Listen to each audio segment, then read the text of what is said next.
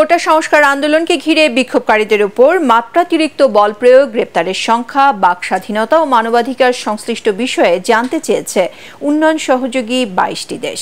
রাষ্ট্রীয় অতিথি ভবন পদ্মায় কূটনীতিকদের সঙ্গে বৈঠকে পররাষ্ট্র সচিব মাসুদ বিন মোমেন জানান, আইন শৃঙ্খলা বাহিনী কেন গুলি করতে বাধ্য হয়েছে কূটনীতিকদের সামনে তার ব্যাখ্যা তুলে ধরা হয়েছে। মুস্তাফিজুর রহমানের রিপোর্ট।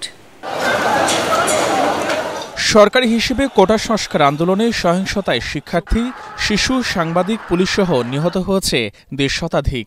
আহতের সংখ্যা ছাড়িয়েছে হাজারেরও বেশি। ক্ষতিগ্রস্ত হয়েছে নানা স্থাপনা। এ নিয়ে আন্তর্জাতিক পর্যায়ে তৈরি হয়েছে ব্যাপক শোরগোল। বাংলাদেশের এমন পরিস্থিতির বিষয়ে জানতে চেয়েছে জাতিসংঘ, ইউরোপীয় ইউনিয়ন সহ উন্নয়ন সহযোগী অনেক দেশ। বিকেলে ভারত, চীন, জাপান, কানাডা, অস্ট্রেলিয়া সহ 22টি দেশের কূটনীতিকদের সঙ্গে বৈঠকে বসেন পররাষ্ট্র মন্ত্রণালয়ের কর্মকর্তারা।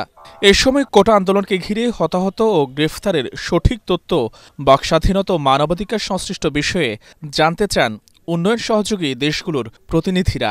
বিটিভিতে কিরকম ডিফিকাল্ট সার্কামস্ট্যান্সেসে তারা প্রথমে কিছু ব্ল্যাঙ্ক ফায়ার করেছিল এবং পরে তারা ফায়ার করতে বাধ্য হয়েছিল, সেগুলো আমরা তাদেরকে দেখেছি। এখন তারা যেটা বলছে যে আমাদের যে অ্যারেস্টের সংখ্যা, এগুলো নিয়ে তারা একটু আছে, তারপরে কোনো রকমের ফোর্স ইউজ করা হচ্ছে কিনা, বা বিভিন্ন রকমের freedom of expressions, freedom of association, freedom of assembly, এগুলা কোনোভাবে ব্যাহত হচ্ছে কিনা। বৈঠকে বিদেশি কূটনীতিকরা সহিংসতা মোকাবেলায় বাংলাদেশ সরকারের নেয়া পদক্ষেপে সন্তোষ জানিয়েছেন বলে দাবি করেন প্রধানমন্ত্রীর প্রেস সচিব নাইমুল ইসলাম খান।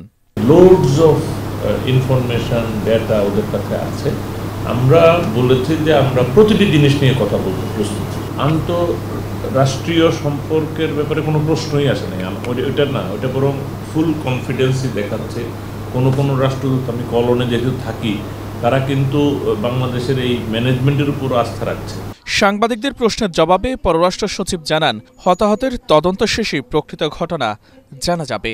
গুলি ছোড়ার ঘটনা খুবই কম আছে এবং সেগুলো একমাত্র I would say self defence. কার গুলিতে মারা গেছে সেটাও স্পষ্ট নয়।